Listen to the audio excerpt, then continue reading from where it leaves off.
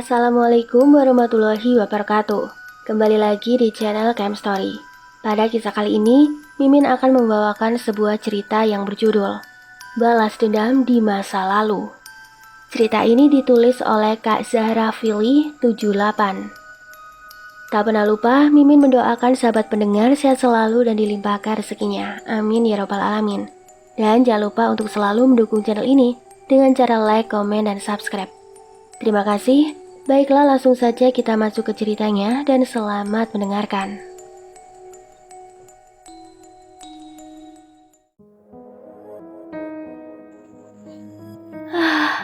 Jen, kapan nih sampainya? Gadis manis berambut sebahu tanpa kepayahan setelah berjalan kaki hampir setengah jam lamanya. Sebentar lagi, tuh di depan ada belokan kiri, pertigaan mentok, Lin.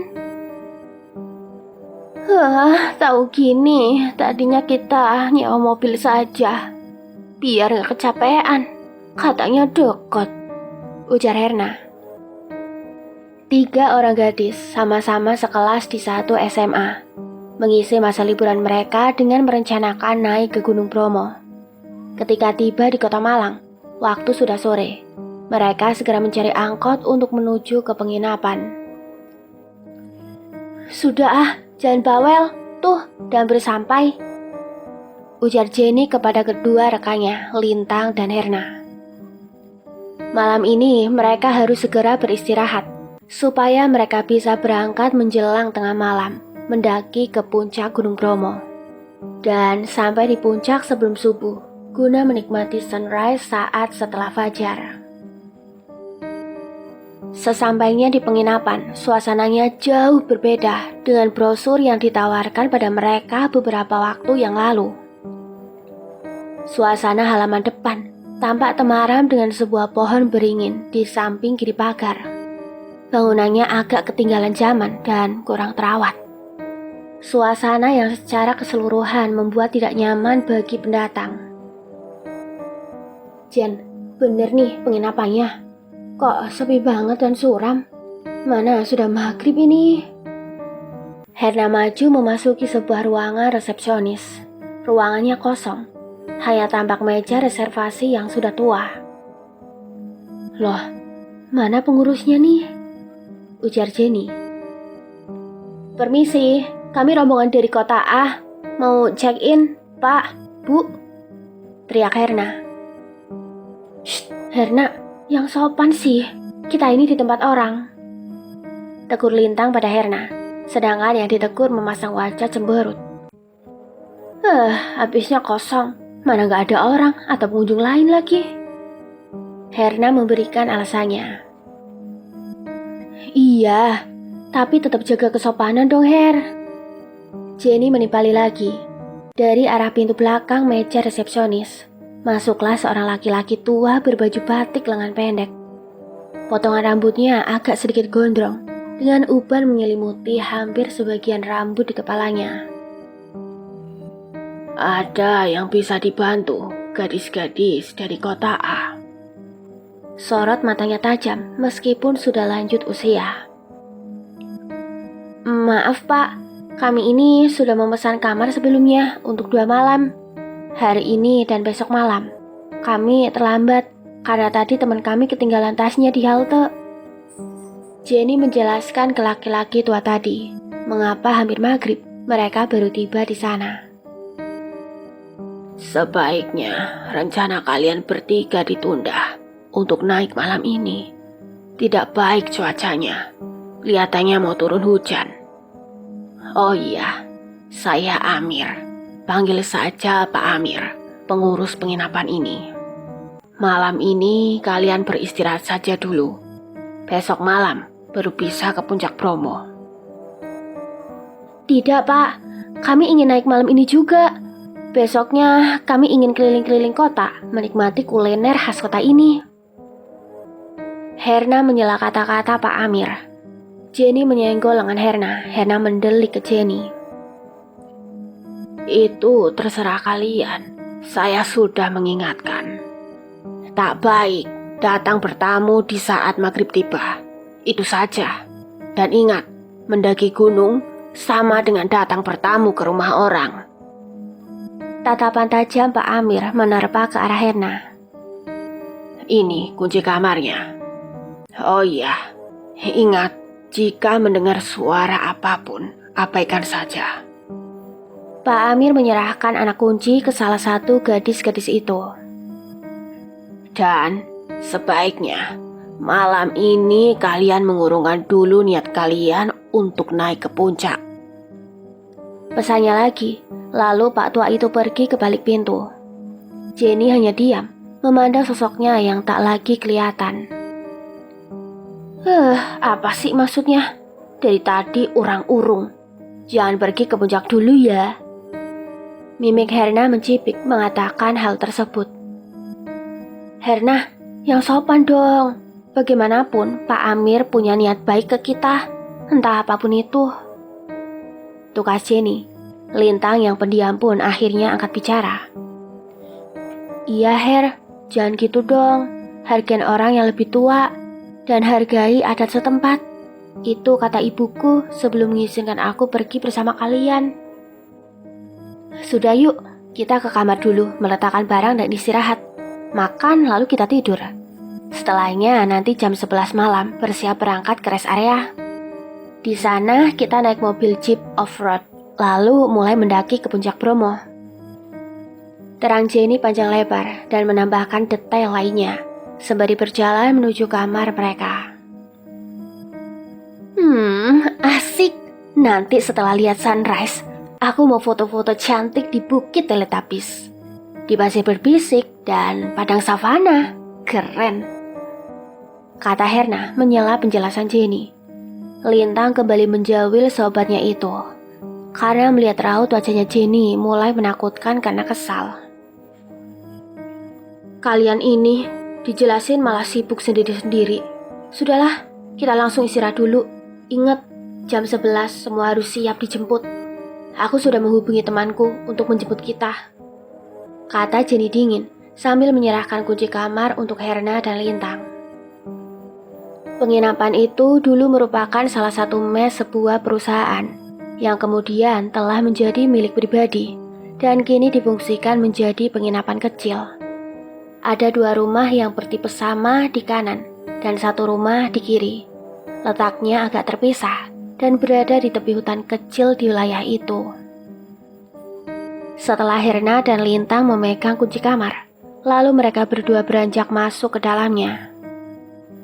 Jenny, nanti kalau aku ketiduran, tolong ya, gedor aja pintu kamarku. Canda Herna pada Jenny. Her, sudah candanya, basi tahu. Ya ada, kamu akan kami tinggal. Gimana? Ujar Lintang yang mulai tak suka dengan cara Herna bercanda. Jangan gitu dong Lintang. Please, bangunin aku ya. Akhirnya, Herna mulai menyadari kekeliruannya.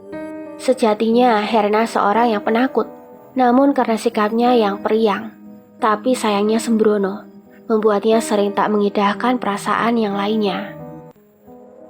Loh, mana Jenny, Lin? Tanya Herna ketika Jenny sudah tidak kelihatan. Ya masuk ke kamarnya lah. Dari tadi kamu sibuk ngomong terus, jadi gak fokus ke hal lainnya, kritik Lintang. Udah aku mau masuk dulu Her. Lintang pun masuk ke kamarnya. Ruang tengah penginapan itu tampak 1 set sofa yang kelihatan sudah lama, dan 1 buah kulkas di sudut dekat pintu masuk ke arah dapur.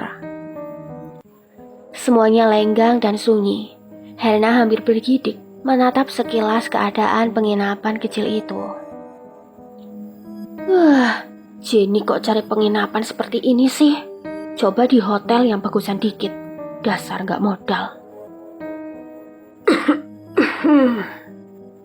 Suara orang batuk tiba-tiba terdengar. Herna pun terkejut.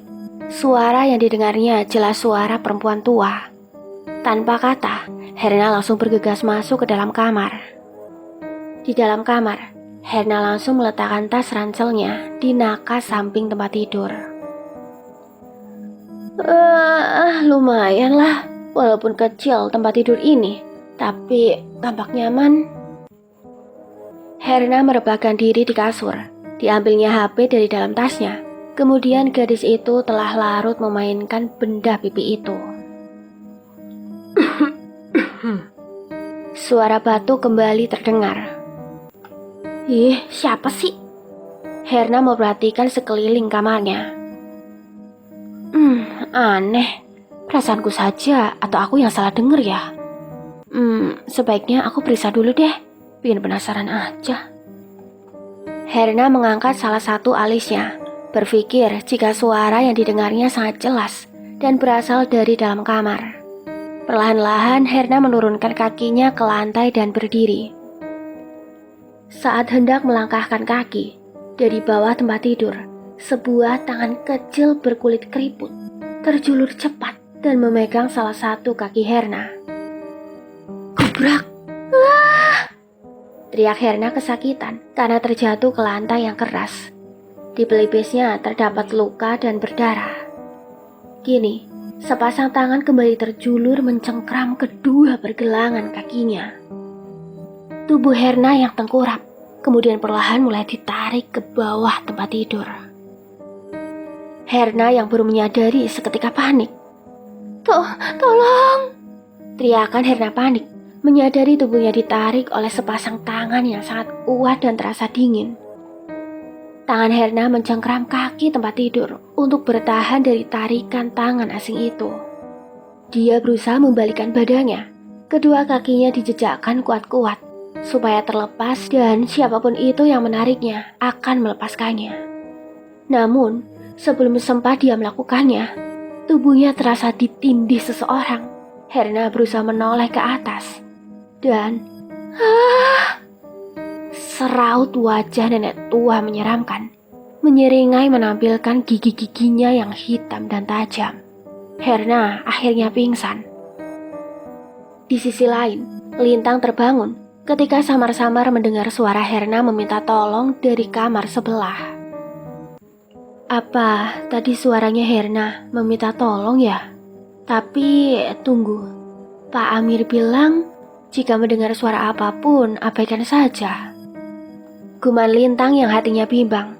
Tapi sesaat kemudian dia menenangkan diri, mengingat Herna, temannya yang sembrono itu, suka ngeprank.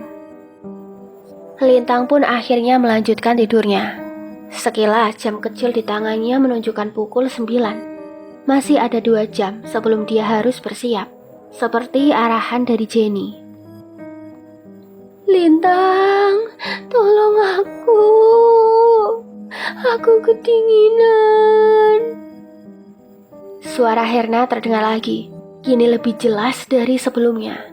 Lintang terkejut. Seketika bulu kuduknya meremang, dan dirasakannya hawa dingin di dalam kamarnya.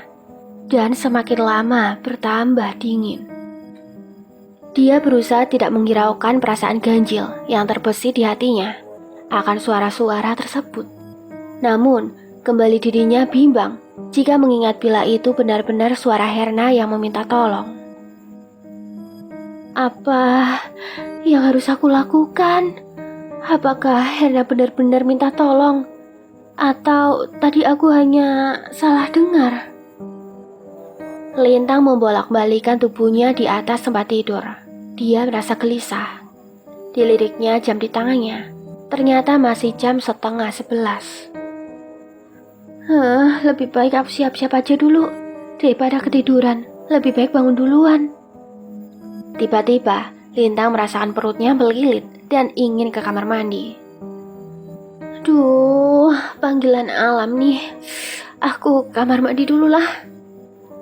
Dalam keadaan setengah mengantuk, Lintang bangkit dari tidurnya, melangkah masuk ke dalam kamar mandi kecil yang ada di kamar itu. Hal yang patut disyukuri, setiap kamar dilengkapi dengan kamar mandi, meskipun sederhana. Setelah selesai, Lintang mencuci tangan di wastafel dan mencuci mukanya. Seketika air dingin menyentuh wajahnya. Dingin. Bu, apa nih? Anyir sekali. Lintang mencium bau yang sangat anyir di kedua tangannya. Darah. Kedua tangannya seperti berlumuran cairan pekat merah. Lalu Lintang mengangkat wajahnya memandang ke arah cermin. Tampak wajahnya berlepotan cairan merah. Dan yang lebih mengerikan lagi, ada tulisan warna merah di cermin itu. Pergi, bahaya, Herna. Sepertinya ada yang tidak beres dengan penginapan ini. Sesuatu yang mengintai dari kegelapan. Aku harus berhati-hati. Jika salah, maka akan fatal akibatnya. Meskipun Pak Amir bilang jangan mengindahkan apapun suara yang terdengar ini, tapi tak dapat aku abaikan. Bisa jadi Herna benar-benar dalam keadaan butuh pertolongan. Sebagai teman, aku tak dapat abaikan begitu saja. Herna, aku datang. Kata-kata Lintang penuh tekad. Namun sebelum keluar kamar, Lintang mengambil HP-nya dan mencoba menelpon Herna. Duh, kenapa nggak diangkat sih? Ayolah Her, angkat teleponku. Katakan bahwa kamu baik-baik aja, please. Kata Lintang sembari mengulang kembali panggilan ke nomor Herna. Namun, setelah ketiga kali panggilannya tidak terjawab, Lintang semakin cemas. Kembali ia ke kamar mandi untuk memastikan tanda peringatan di cermin kamar mandi masih ada atau hilang. Apa? Tanda tulisan berdarah itu tidak ada lagi? Apakah tadi aku hanya berhalusinasi saja? Lintang sangat syok dengan apa yang terjadi. Tulisan berwarna merah berisi peringatan yang tadi membuatnya ketakutan, kini telah menghilang.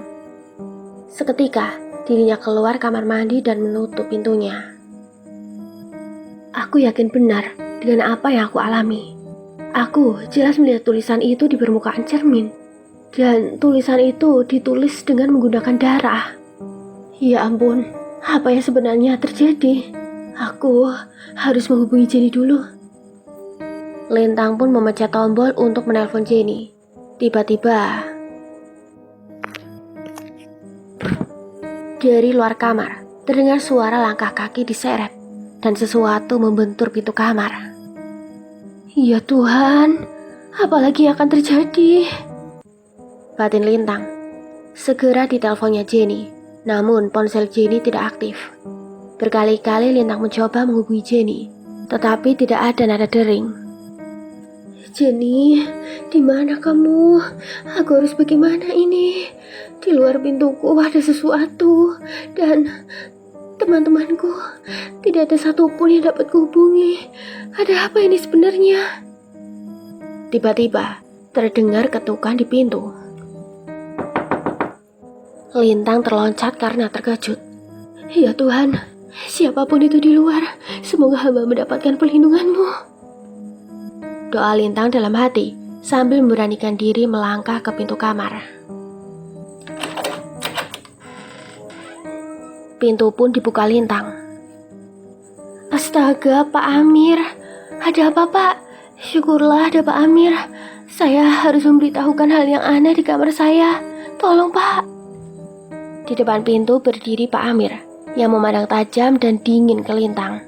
Apakah karena efek cahaya lampu temaram di lorong itu? Demikian pikir Lintang. Tangan Pak Amir terangkat dan kemudian tangannya menunjuk ke arah kamar Herna yang pintunya terlihat terbuka. Temanmu di sana sedang tertidur di alam bawah. Tolong dia, Lintang. Lintang yang mengikuti arah tangan Pak Amir melihat pintu kamar Herna terbuka lebar. Dia pun mengernyitkan keningnya. Iya Pak Amir. Loh, pintunya terbuka. Hah? Di mana Pak Amir? Bukannya barusan ada di sini? Belum sempat Lintang berpikir, kini kejutan yang lain datang. Sosok Pak Amir menghilang bak ditelan bumi. Lintang pun menengok ke kiri dan ke kanan mencari sosok Pak Amir. Tetapi laki-laki tua tadi tak terlihat di lorong itu. Pintu kamar Herna tertutup sendiri.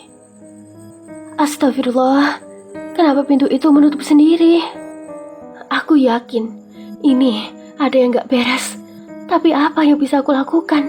Aku gak boleh gegabah. Aku harus ke kamar Jenny dulu. Lintang pun memberanikan diri keluar dari kamar dan berjalan menuju kamar Jenny di sebelah kamarnya. Kembali diliriknya jam di pergelangan tangannya. Hah? Jam 10?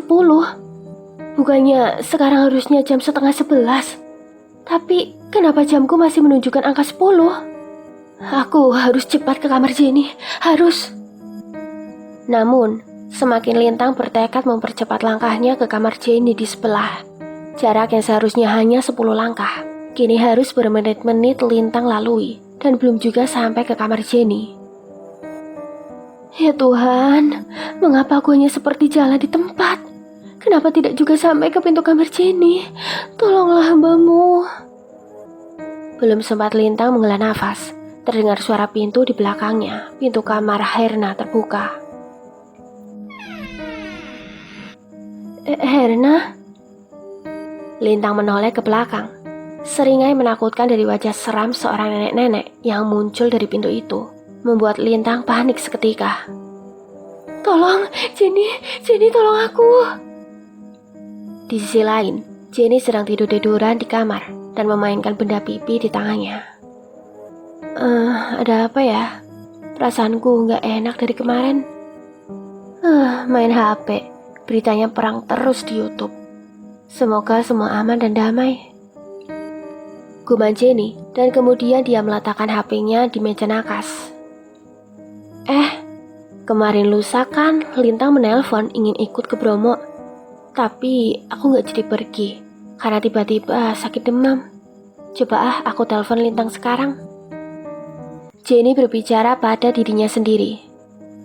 Tut. Kok gak nyambung sih? Jam berapa sih ini? Oh, baru jam 10 malam. Tumben Lintang udah tidur. Gumam Jenny, salah satu alisnya terangkat. Heran, karena Lintang temannya suka main HP hingga malam untuk nonton drakor. Ternyata malam ini sudah tidur. Padahal jam di dinding baru menunjukkan jam 10 malam. Yaudah deh, aku coba telepon Herna. Tuh anak juga gak sabaran pergi ke Bromo. Semoga Herna gak berinisiatif pergi berdua dengan Lintang tanpa mengajakku. Anak tua itu kadang suka sembrono. Jenny pun mencoba menghubungi Herna. Namun hanya nada sambung yang terdengar tanpa ada yang mengangkatnya. Ini lagi si Herna. Ditelepon-telepon dari kemarin gak diangkat-angkat. Ya sudahlah, yang penting demamku sudah mulai sembuh. Aku mau bilang ke mama, akan nanti mengizinkan aku pergi liburan ke Bromo bareng Herna dan Lintang. Semoga mama mengizinkan. Jenny pun mencoba bangkit dari tempat tidurnya dan berjalan ke pintu kamar, mencoba menemui mamanya dan membujuknya agar mengizinkan dirinya pergi berlibur bersama dua sohibnya, Herna dan Lintang. Jenny berjalan sepoyongan ke pintu. Badannya terasa ngilu semua setelah demam 2 hari sebelumnya. Mama. Mama, di mana sih? Kok sepi? Aduh, oh iya. Papa kan sedang pergi dinas. Dan Kak Reza sedang ada tugas kampus. Tapi di mana Mama ya? Mama. Jenny berkeliling menyusuri ruangan-ruangan rumahnya.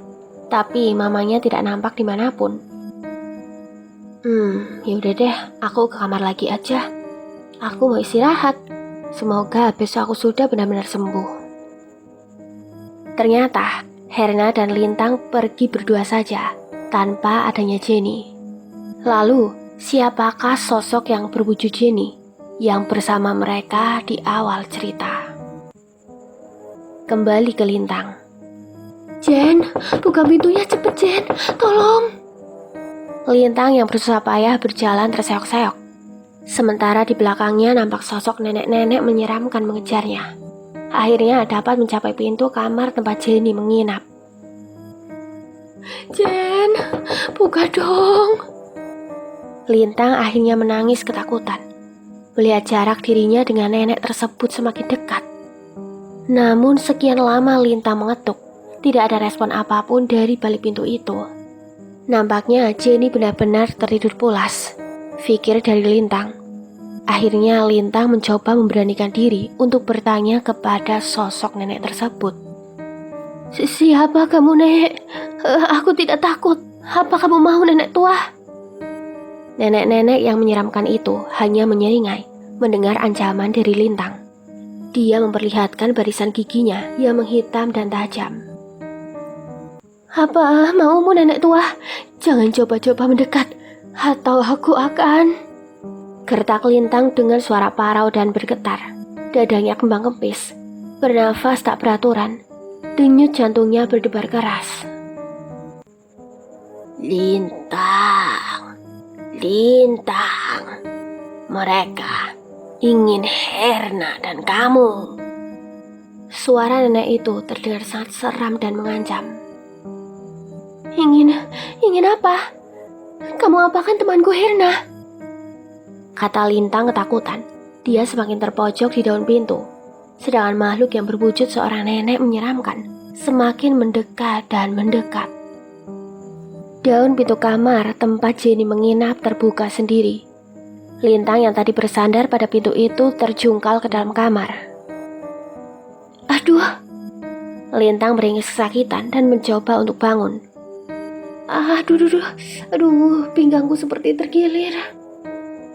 Namun, meskipun pinggangnya sakit, Lintang dengan sigap menutup pintu kamar Jenny sebelum sosok nenek menyeramkan itu masuk. Tapi, sosok yang tadi mengejarnya telah menghilang. Loh, kemana nenek mengerikan itu? Kemana perginya? Meski dipenuhi tanda tanya, Lintang segera menutup pintu dan menguncinya. Lantas, Lintang segera melihat ke sekeliling kamar. Dilihatnya Jenny sedang tertidur pulas. Tas ransel milik temannya tergeletak begitu saja di bawah tempat tidur. Lintang mendekat dan membangunkan Jenny. Jen, bangun Jen. Kita harus segera menolong Herna. Jen. Badan Jenny begitu dingin, wajahnya pucat, dan terasa aura misterius menyelimuti tubuh Jenny temannya. Jen, kamu sakit.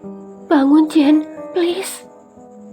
Lintang masih berusaha membangunkan Jenny temannya yang tertidur bagai orang mati. Kemudian Lintang terdiam. Instingnya mengatakan bahwa ada yang tidak biasa dengan kondisi Jenny temannya. Kenapa? Jenny tidak menggubris panggilanku. Dia pun tidak bangun ketika aku mengunjang-unjang badannya barusan. Apakah Jenny pingsan? Lalu bagaimana dengan Herna? Apa yang harus aku lakukan sekarang? Belum sempat Lintang berpikir, tubuh Jenny tiba-tiba bergerak dan gadis itu membuka matanya. Lintang, ada apa? Kenapa membangunkan aku? Ingat kata-kata Pak Amir tadi kan? Jenny, jangan bercanda lagi. Herna sedang membutuhkan bantuan kita, Jen. Sudah, ayo, jangan bercanda. Lintang tampak jengkel dengan sikap Jenny yang kaku dan tak acuh, masih terbaring di tempatnya. Sekarang bukan hanya Herna yang membutuhkan bantuan, tapi kamu juga, Lintang. Kamu bukan Jenny. Siapa kamu? Lintang refleks meloncat dari duduknya di pinggir tempat tidur ketika Jenny bergerak dengan ganjil bangun dari tempat tidur. Jenny yang sekarang dilihatnya bukanlah Jenny temannya. Siapa sosok di depanku ini? Di mana Jenny? Batin Lintang dalam hati. Kini Lintang berhadapan dengan Jenny yang palsu. Entah siapa makhluk yang kini menyamar menjadi Jenny temannya itu. Yang pasti Lintang merasakan akan adanya bahaya. Siapa kamu? Di mana Jenny? Kembalikan Jenny temanku. Jenny? Yang mana? Itu aku, bukan Jenny. Jen, aku mohon sadarlah. Ini aku Lintang, Jen. Kamu Jenny, teman kami. Kita mesti menolong Herna, Jen. Sadar, Jen, sadar. Lintang kembali mendekati Jenny yang masih tertawa mengerikan. Jenny berhenti tertawa dan kini menatap Lintang dengan dingin. Aku bukan temanmu. Kalian telah membunuhku. Ingat itu. Kalian harus merasakan pembalasanku. Di sisi lain, Lintang, Jenny, di mana kalian? Ini aku. Herna terbangun setelah tidak sadarkan diri. Herna merasakan keanehan bahwa dirinya berada di dalam hutan yang penuh pepohonan. Meskipun sudah berusaha mengingat, namun Herna tidak bisa ingat apapun yang terjadi dengan dirinya, kecuali saat dirinya tertidur di kamar penginapan. Bukannya tadi aku di dalam kamar dan pelipisku berdarah. Sakit sekali. Kak Herna, ada anak kecil. Rambutnya dikepang 2. Cantik sekali. Tapi ini di mana ya? Seorang anak kecil yang tadi sekelebat lewat di depannya, kini menghilang di balik sebuah pohon rindang dan sejuk. Herna kemudian berdiri mengikuti gadis kecil itu dan menghilang di balik rimbunan pohon. Di balik pohon, gadis kecil itu berdiri menanti Herna yang terkejut karena tidak menduga kemunculannya yang begitu tiba-tiba. Terdengar suara halus dari anak kecil itu memanggil Herna. Kak Herna, sini main bersama aku. Aku kesepian. Dulu sekali, aku punya banyak teman. Tapi entahlah, mereka pergi meninggalkan aku sendirian di sini. Kak Herna, maukah jadi temanku? Pinta gadis kecil bermata jernih bak telaga itu. Rambutnya lebat berkepang 2. Iya adik kecil. Kak Herna juga tadi datang bersama teman. Tapi entah kemana mereka. Oh iya, siapa namamu adik kecil? Aku Mita kak. Jadilah temanku ya kak. Aku sepi sendirian di sini. Kita sama-sama ditinggalkan teman-teman. Jadi kita bisa jadi teman, ya kan? Anak kecil bernama Mita itu membujuk Herna agar mau menjadi temannya. Herna mengangguk ragu. Sesaat kemudian, Herna menggelengkan kepalanya. Maaf adik kecil, kakak ingin menemanimu. Tapi kakak harus menemukan teman-teman kakak. Tadi kakak datang bersama mereka. Herna berusaha mengalihkan rasa takutnya yang mulai muncul. Kalau begitu, kita ajak teman-teman kakak ke sini. Nanti kita bisa bermain bersama. Mau ya Kak Herna? Nanti Mita bantu kakak untuk menemukan mereka. Tapi kakak harus janji mau mengajak mereka ke sini dan bermain bersamaku di sini. Anak kecil itu tampak begitu lugu saat mengatakannya.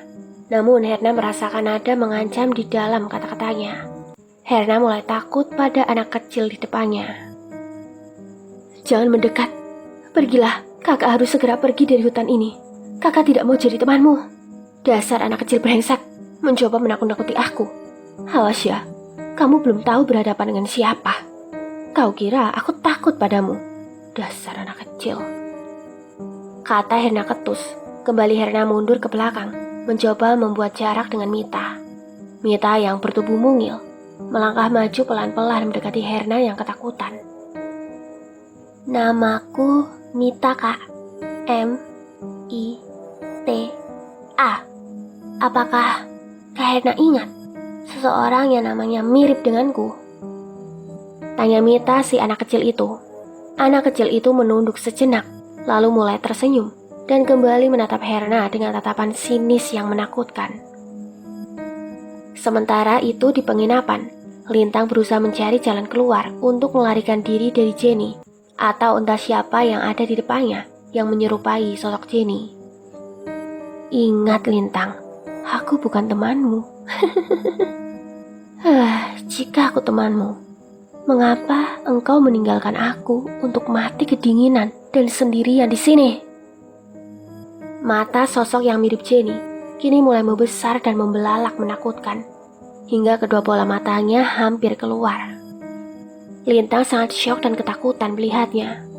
Tampak di mata Lintang, jari jemari Jenny mulai memanjang dan menghitam, berkuku panjang dan kotor. Rambut Jenny yang panjang melewati bahu berubah menjadi rambut yang awut-awutan dan menjadi panjang hingga ke pinggang. Gigi-giginya yang tadi rapi kini berubah, tampak hitam dan meruncing, sangat menyeramkan. Dan akhirnya wajah Jenny mengerut, berubah menjadi wajah seorang nenek-nenek dan menyeringai. Lintang tercekat melihat pemandangan di depannya. Jenny temannya kini berubah menjadi seorang nenek-nenek yang menyeramkan, yang baru saja mengejarnya di luar tadi.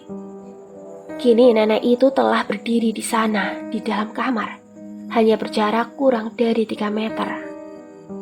Ingin rasanya Lintang berteriak namun tidak bisa. Bibirnya seperti terkunci. Dadanya berdebar-debar seiring detak jantungnya yang tidak beraturan.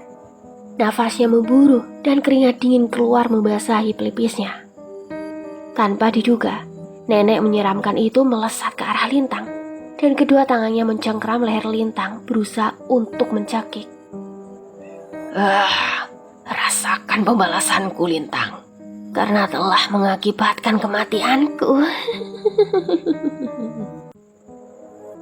Lintang berusaha melepaskan jeratan tangan nenek tua itu, namun cekikannya sangat kuat.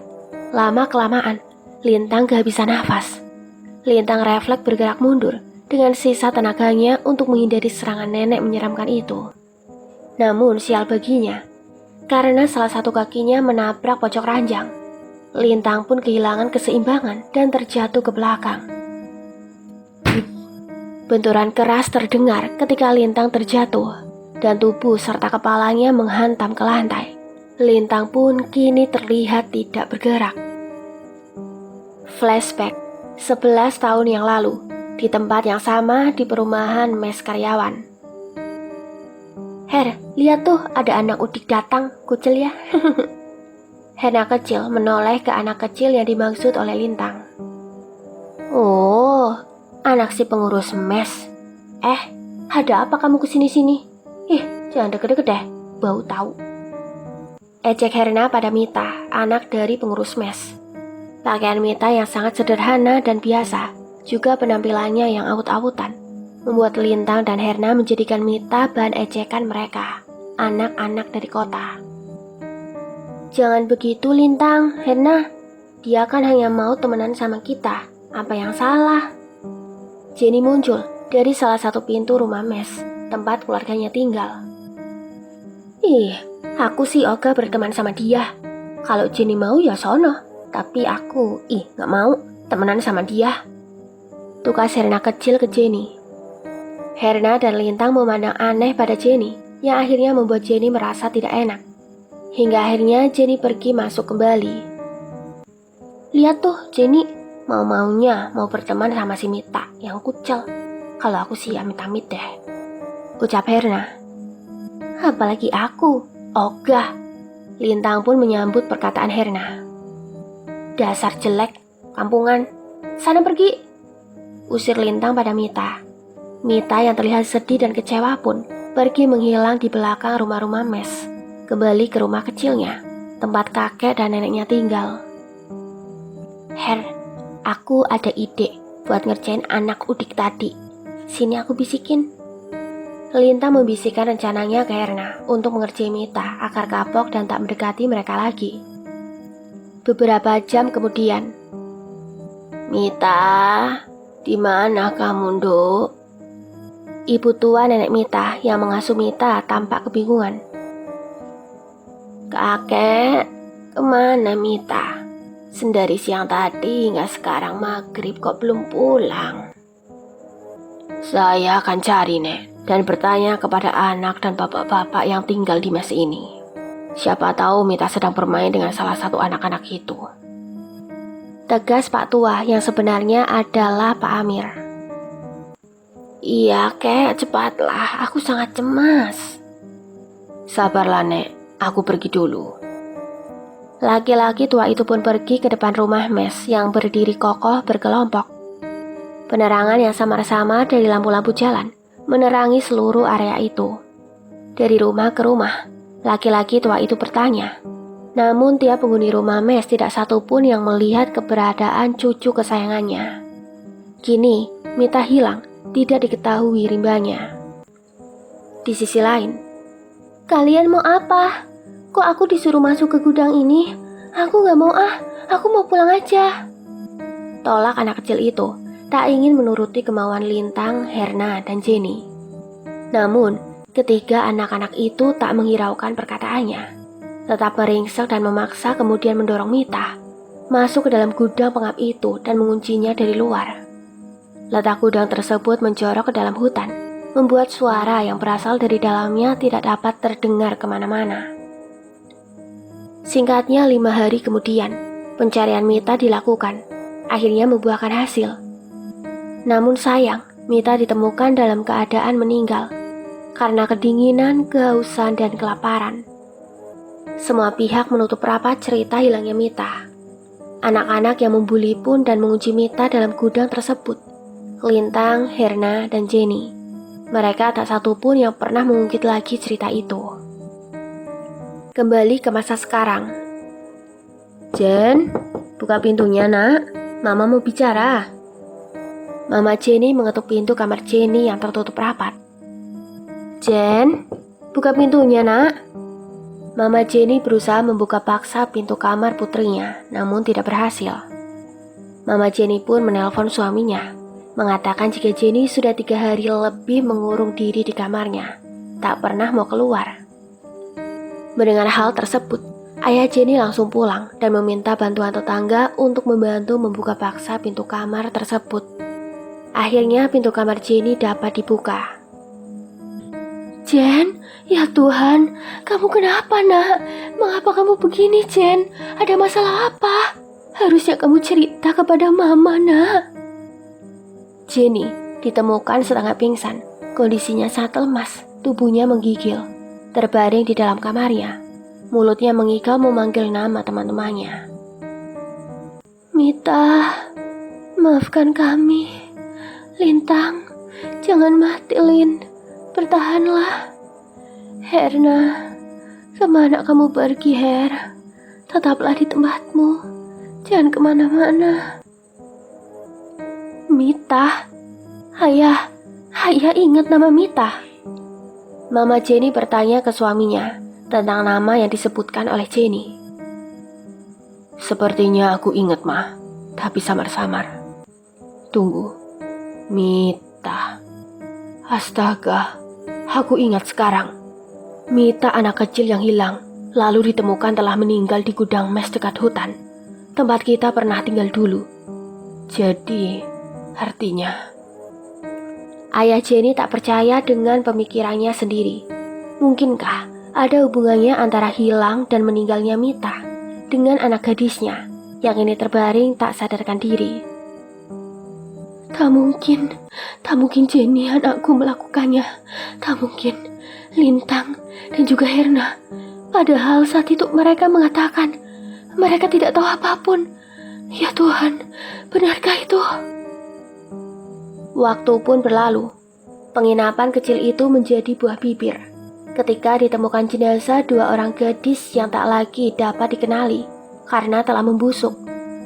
Seorang di antaranya meninggal karena retak tulang tengkoraknya karena terjatuh.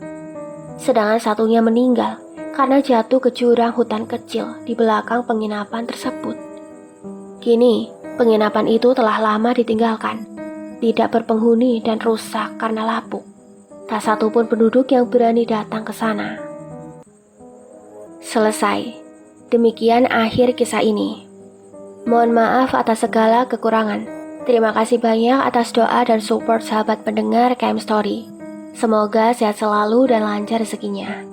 Amin ya rabbal alamin. Tunggu kisah lainnya di video selanjutnya. Mimin pamit undur diri. Wassalamualaikum warahmatullahi wabarakatuh.